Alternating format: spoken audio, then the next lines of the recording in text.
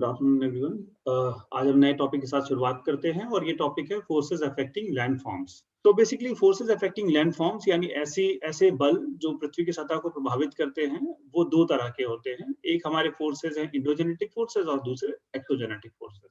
Endogenetic forces वो forces हैं जो पृथ्वी के अंदर से आ रहे हैं, अंतरम से आ रहे हैं, इसीलिए इन्हें हम क्या कहते हैं, आंतरिक बल कहते हैं। एक्सोजेनेटिक फोर्सेस वो फोर्सेस हैं जो वायुमंडल से ओरिजिनेट हो रहे हैं, हमारे वायुमंडल से आ रहे हैं, एटमॉस्फेयर से आ रहे हैं। इसलिए हम क्या कहते हैं, इसे व्राहबल या एक्सोजेनेटिक फोर्सेस कहते हैं। इंडोजेनेटिक फोर्सेस भी विभिन्न प्रकार के होते हैं और एक्सोजेनेटिक फोर्सेस भी जो होते हैं वो डिफरेंट तरीके होते हैं। एक एक करके इन फोर्सेस के बारे में हम पढ़ेंगे।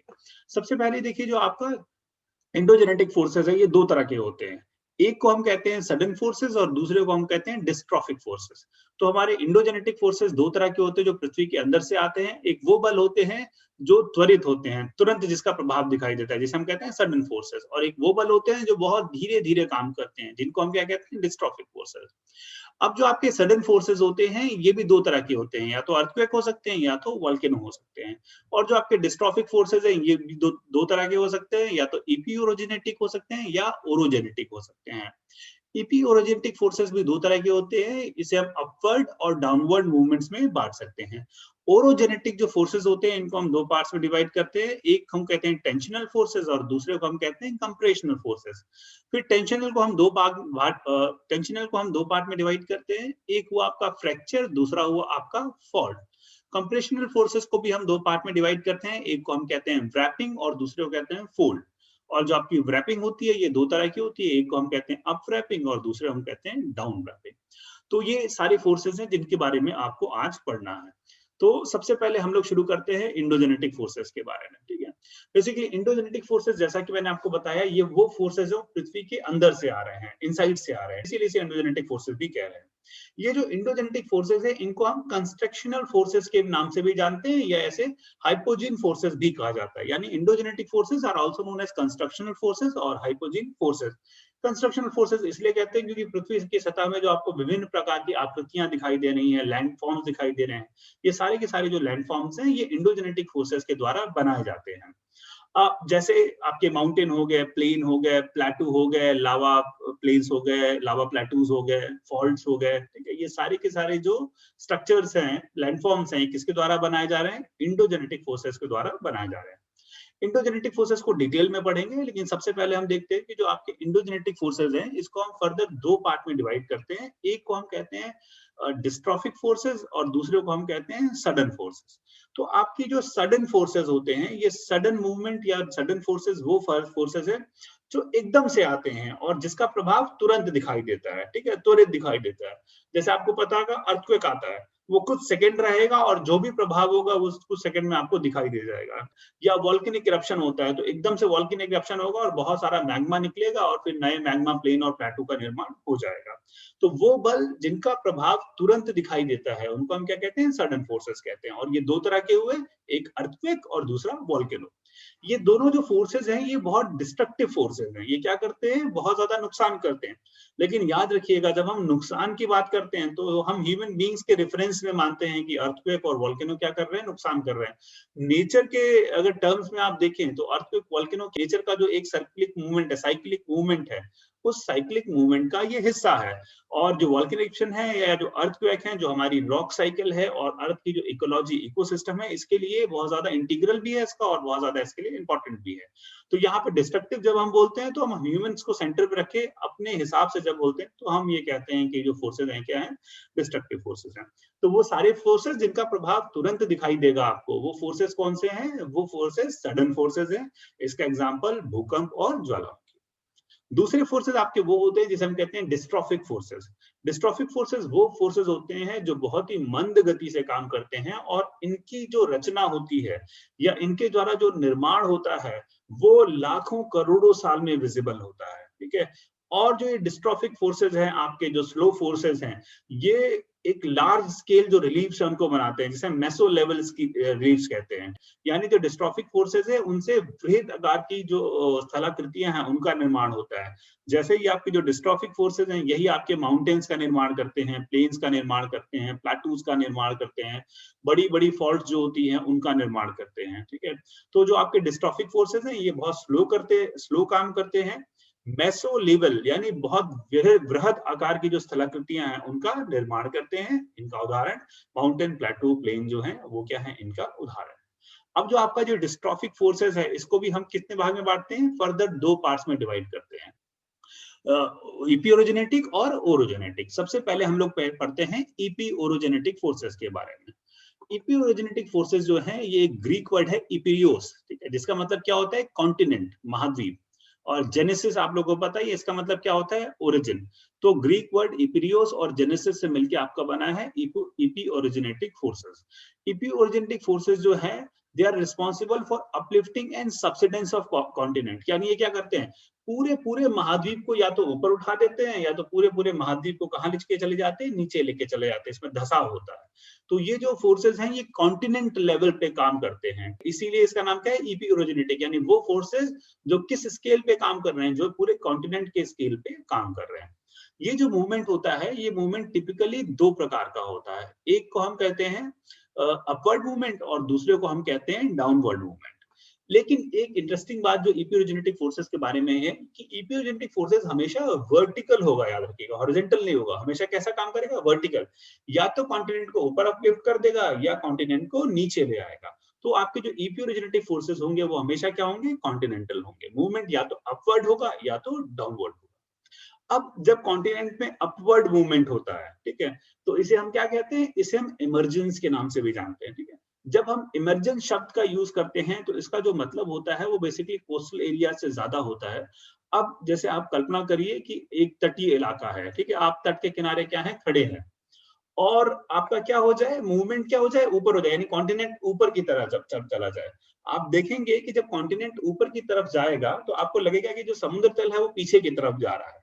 तो जब अपवर्ड मूवमेंट होगा तो वो समुद्र के किनारे का हिस्सा जो पहले पानी में डूबा हुआ था अब वो क्या हो जाएगा, पानी के बाहर आ जाएगा। इसलिए इसे क्या कहते हैं, इमरजेंस। क्या कहते हैं इसे, इमरजेंस। यानी नया जो तटीय इलाका है जो पहले डूबा हुआ था अब वो क्या हो जाएगा, परिलक्षित हो जाएगा, अब वो दिखाई देने लगेगा। तो जब अपवर्ड मूवमेंट होती है तो हमें क्या मिलता है, इमरजेंस मिलता है। इसीलिए बहुत सारे जो आपके कोस्टल एरियाज है वहां पे हमारे इमरजेंस के जो सिग्नेचर्स हैं वो मिलते हैं। दूसरा जो फोर्सेस होता है उसको हम डाउनवर्ड मूवमेंट कहते हैं। यानी जब पूरे जो कॉन्टिनेंटल स्केल पे मूवमेंट कैसा हो, नीचे की तरफ हो, कॉन्टिनेंट कहाँ धस जाए, नीचे धस जाए। और कॉन्टिनेंट जब नीचे की तरफ धसेंगे तो पानी क्या होगा, आगे की तरफ बढ़ेगा। यानी वो इलाका जो पहले पानी से बाहर था अब वो इलाका क्या होगा, पानी में डूब जाएगा। इसे हम क्या कहते हैं, सबमर्जेंस। क्या कहते हैं, सबमर्जेंस। तो याद रखिएगा, इमरजेंस और सबमर्जेंस। पहले डूबा हुआ इलाका जब बाहर आ जाएगा तो इमरजेंस, और पहले बाहर का इलाका जब डूब जाएगा तो उसे हम क्या कहेंगे, सबमर्जेंस में कहेंगे। और मैं आपको बता दूं दुनिया भर के तटीय क्षेत्रों में इमरजेंस और सबमर्जेंस के बहुत सारे जो उदाहरण हैं वो मिलते हैं। बहुत अच्छा उदाहरण जो है वो हमारे हिंदुस्तान में, इंडिया में जो आपने देखा है, हमारा जो थार का जो डेजर्ट इलाका है और वो जो पूरा रीजन है उधर का, वो जो इलाका है उसमें बहुत बार इमरजेंस और सबमर्जेंस हुआ है। इसीलिए अभी भी बहुत सारे इलाके हैं जो वहां पे समुद्र के अंदर डूबे हुए हैं। हाल ही वहां पे क्या हुआ है, सबमर्जेंस हुआ है। तो बहुत सारे जो पेड़ पौधे हैं, जो जंगल जंगल के इलाके थे वो अब समुद्र के नीचे हैं। अभी भी अगर आप वहां पे डाइव करें अरेबियन सी में, थार के जो आसपास का समुद्री इलाका है वहां पे, तो अभी भी बहुत सारे जो पेड़ के बचे हुए ट्रंक्स हैं वो पानी के अंदर हैं। यानी वो इलाका पहले क्या था, ऊपर था, और सबमर्जेंस की वजह से वो कहाँ चला गया, नीचे चला गया। ठीक है, तो ईपी ओरिजिनेटिक फोर्सेस जो हैं वो इमरजेंस और सबमर्जेंस को कॉज करते हैं। याद रखिएगा, बहुत इंपॉर्टेंट टॉपिक है इमरजेंस एंड सबमर्जेंस। दूसरा जो फोर्स हुआ हमारा वो कौन सा हुआ, ओरोजेनेटिक फोर्सेस। ठीक है, ओरोजेनेटिक फोर्सेस ये भी ग्रीक वर्ड है जो बना है ओरोस से, और ओरोस का मतलब क्या होता है, माउंटेन। और जेनेसिस का मतलब जैसा कि मैंने बताया, ओरिजिन। तो ओरोजेनेसिस फोर्सेस, ये जो फोर्सेस होते हैं ये कैसे काम करते हैं, ये हॉरिजॉन्टल काम करते हैं। कैसे काम करते हैं, हॉरिजॉन्टल। मैंने आपको बताया था ईपी ओरिजिनेटिक फोर्सेस कैसे काम करते हैं, वर्टिकल। लेकिन जो ओरिजिनेटिक फोर्सेस है वो कैसे काम करते हैं, हॉरिजॉन्टल। तो ये जो फोर्सेस हैं इसमें क्या होगा, ये जो फोर्सेस हैं ये 2 भाग में डिवाइड करेंगे। जब हम ये कहते हैं कि फोर्सेस क्या हैं, हॉरिजेंटल हैं, तो इसका मतलब ये भी हो सकता है कि चीजें क्या हो, एक दूसरे से दूर जा रही, यानी क्या उनमें पाया जाए, खिंचाव पाया जाए। या ये भी हो सकता है कि चीजें एक दूसरे की तरफ आ रही हो, टकरा रही हो। अगर चीजें दूर जा रही हैं तो किसी भी ऑब्जेक्ट में क्या पैदा होगा, टेंशन पैदा होगा ना। जब आप खींचते हैं रबर को तो उसमें क्या पैदा होता है, टेंशन। तो उसे हम कहते हैं टेंशनल फोर्सेस। और चीजें जब एक दूसरे के पास आ रही हो तो क्या पैदा होता है, कंप्रेशन। आप टकराते हैं, क्या पैदा होगा, कंप्रेशन। तो उसे हम क्या कहेंगे, कंप्रेशनल फोर्सेस। तो ओरिजिनेटिंग फोर्सेस दो तरह के हुए, टेंशनल फोर्सेस और आपके कंप्रेशनल फोर्सेस। टेंशनल फोर्सेस जो आपके हैं, जैसा कि मैंने आपको बताया, ये दोनों फोर्सेस कैसे हैं, हॉरिजॉन्टल है। देखिए डायरेक्शन क्या है, हॉरिजॉन्टली है, चाहे टेंशन हो और चाहे आप कंप्रेशन पैदा करें, दोनों फोर्सेस कैसे हैं, हॉरिजॉन्टल फोर्सेस हैं। तो ये दोनों फोर्सेस कैसे हैं, हॉरिजॉन्टल फोर्सेस हैं, ठीक है। जबकि आपके जो इक्विरोजेनेटिक थे वो कैसे काम कर रहे थे, वर्टिकल। कॉन्टिनेंट या तो ऊपर जा रहे थे या तो नीचे जा रहे थे। तो जो ओरिजिनेटिंग फोर्सेस हैं वो टेंशनल हुए, आपके कंप्रेशनल हुए। जब फोर्सेस टेंशनल होंगे, ठीक है, मान लीजिए कि ये एक रॉक था जुड़ा हुआ, टेंशन फोर्सेस है। जब दूसरे से एक दूसरे से दूर जाएगा तो बीच में क्या बन जाएगा, एक गड्ढा बन जाएगा, एक डिप्रेशन बन जाएगा। तो जो टेंशनल फोर्सेस हैं वो क्या कॉज करते हैं, फ्रैक्चर्स और फॉल्ट्स कॉज करते हैं। क्या कॉज करते हैं, फ्रैक्चर्स एंड फॉल्ट्स। ज्योग्राफी में जब एक कॉन्टिनेंट टूटता है और टूट के एक दूसरे से दूर चला जाता है तो उसे हम क्या कहते हैं, फॉल्ट कहते हैं, ठीक है। फॉल्ट कितने तरह के होते हैं और फॉल्ट के बारे में डिटेल डिस्कशन जो है हम एक अलग टॉपिक फॉल्ट्स में ही करेंगे। तो जब टेंशनल फोर्सेस होते हैं तो हमारे क्या बनते हैं, फॉल्ट्स बनते हैं। फॉल्ट मतलब होता है जब कॉन्टिनेंट टूट के एक दूसरे के दूर चला जाए। जब दूर चला जाए तो बीच में डिप्रेशन दिखाई देता है, ठीक है। यानी डिप्रेशन क्या होता है, कैसा होता है, विजुअल डिस्प्लेसमेंट होता है उसमें, यानी आपको देखने से समझ में आएगा कि बीच में क्या हो गया है, गैप हो गया। तो उसे हम क्या कहते हैं, फॉल्ट्स कहते हैं। फॉल्ट्स की डायग्राम्स भी हम आपको जब प्लेट टेक्टोनिक्स पढ़ाएंगे तो आपको दिखाएंगे। और जब टेंशन पैदा हो लेकिन विजुअल डिस्प्लेसमेंट ना हो, बीच में जगह ना बनी हो, बस एक दरार दिखाई दे, तो जब केवल एक दरार दिखाई देती है तो हम क्या कहते हैं, फ्रैक्चर। आपकी जब हड्डियां अगर कभी किसी की टूटी होंगी तो उसमें क्या होता है, फ्रैक्चर। जब आप एक्सरे करते हैं तो क्या दिखाई देता है, सिर्फ एक फ्रैक्चर दिखाई देता है। तो जमीन पे हमें या तो फ्रैक्चर दिख सकता है, और जब उस फ्रैक्चर के सारे मूवमेंट हो जाए और बीच में गैप बन जाए तो फ्रैक्चर किसमें कन्वर्ट हो जाएगा, फॉल्ट में कन्वर्ट हो जाएगा। फॉल्ट के बारे में डिटेल स्टडी हम लोग बाद में करेंगे। दूसरा हुआ आपका कंप्रेशनल फोर्सेस। कंप्रेशनल फोर्सेस क्या होती हैं, जब कंप्रेशनल फोर्सेस बनती हैं एक दूसरे से, जो कॉन्टिनेंट है एक दूसरे की दिशा में जब बढ़ता है तो जमीन की सतह में क्या हो जाता है, फोल्ड्स पड़ जाते हैं। जमीन की सतह में क्या बढ़ जाते हैं, फोल्ड्स पड़ जाते हैं, वलय पड़ जाते हैं। और इन्हीं कंप्रेशनल फोर्सेस की वजह से फोल्ड्स बनते हैं और उन्हीं से हमारे क्या बनते हैं, फोल्ड माउंटेन्स बनते हैं। कौन कौन सी ये मूवमेंट होती है इसके बारे में डिटेल में हम लोग स्टडी करेंगे जब हम लोग प्लेट टेक्टोनिक्स थ्योरी को पढ़ेंगे। चलिए, तो बेसिकली ये जो फोर्सेस हैं आपके, ये हॉरिजॉन्टल काम कर रहे हैं। और जो कंप्रेशनल फोर्सेस हैं ये क्या करते हैं, ये व्रैपिंग और फोल्ड्स बनाते हैं। क्या बनाते हैं, व्रैपिंग एंड फोल्ड्स। व्रैपिंग क्या होता है और फोल्ड्स क्या होता है, फोल्ड के बारे में हम लोग डिटेल में डिस्कशन बाद में करेंगे। और जो आपका व्रैपिंग है वो क्या है, कॉन्टिनेंट का मूवमेंट या तो अपवर्ड हो जाता है या तो डाउनवर्ड हो जाता है। इसको समझने के लिए आप बस इस तरीके से समझिएगा कि जैसे आपने बेडशीट को आपने धक्का दिया तो बेडशीट का नेचर क्या है, बहुत ज्यादा सॉफ्ट है। क्योंकि बेडशीट का नेचर बहुत ज्यादा सॉफ्ट है तो होगा क्या कि बेडशीट में नंबर ऑफ फोल्ड्स पड़ेंगे, ठीक है। लेकिन एक आप पेपर लीजिए और पेपर को दबाइए, तो या तो पेपर ऊपर की तरफ उठ जाएगा या तो पेपर नीचे की तरफ चला जाएगा, ठीक है। यानी जब हमारे जो कॉन्टिनेंट की सरफेस है वो सॉफ्ट होगी तो फोल्ड्स पड़ेंगे। कॉन्टिनेंट की सरफेस अगर हार्ड होगी तो या तो पूरा कॉन्टिनेंट ऊपर की तरफ चला जाएगा या तो पूरा कॉन्टिनेंट नीचे की तरफ चला जाएगा, ठीक है। आप कोई भी हार्डबोर्ड या कोई चीज अपनी तरफ लीजिए और दबाइए, तो या तो वो पूरा ऊपर जाता है या तो वो पूरा नीचे जाता है। तो जब मूवमेंट सिर्फ एक ऊपर की तरफ हो या नीचे की तरफ हो तो उसे हम क्या कहते हैं, व्रैपिंग।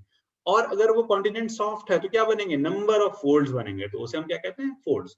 तो जाहिर सी बात है जब व्रैपिंग होगी तो या तो व्रैपिंग पूरी क्या होगी, ऊपर की तरफ होगी या तो व्रैपिंग पूरी नीचे की तरफ होगी। अगर व्रैपिंग ऊपर की तरफ है तो उसे हम कहते हैं अप व्रैपिंग, और व्रैपिंग नीचे की तरफ है तो उसे हम क्या कहते हैं, डाउन व्रैपिंग, ठीक है। तो अप व्रैपिंग एंड डाउन व्रैपिंग।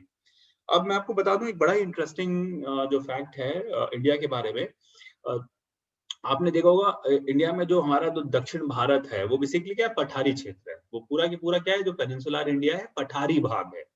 और एक पठारी भाग आपका जो आपका मेघालय है, अगर आपने पढ़ा हो तो मेघालय भी क्या है, प्लेटू है। मेघालय क्या है, प्लेटू है। तो एक दक्षिण भारत पूरा पठार है और एक छोटा सा हिस्सा मेघालय का साइड में जो है वो प्लेटू है। बेसिकली आपका जो गंगा और ब्रह्मपुत्र का डेल्टा है, वो पूरा डेल्टा आपको मिलता है किसके बीच में? दक्षिण भारत के बीच में और मेघालय के बीच में। जियोलॉजिकली दक्षिण भारत और मेघालय सेम ओरिजिन के हैं, यानी मेघालय का जो पठार है वो दक्षिण भारत का ही हिस्सा है।